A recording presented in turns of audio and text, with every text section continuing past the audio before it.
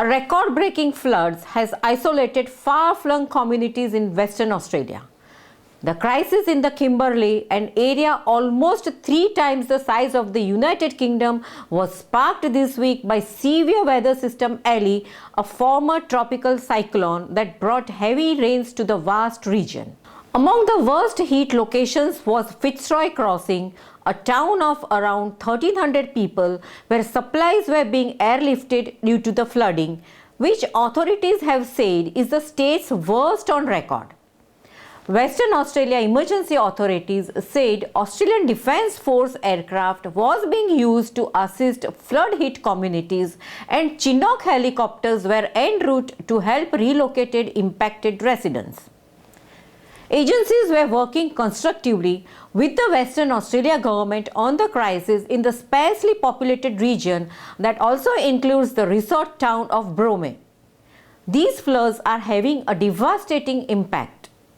The emergency in the country's far northwest comes after frequent flooding in Australia's east over the last 2 years due to a multi-layer La Nina weather event, typically associated with increased rainfall. Some regions have endured 4 major flood crises since last year.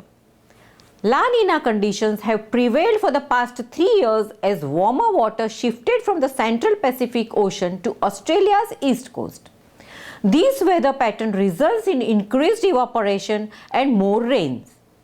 Sydney copped record rainfall in 2022 and Melbourne had a particularly wet year as well. El Nino brings colder water to the east coast of Australia, which means lower evaporation and drier conditions.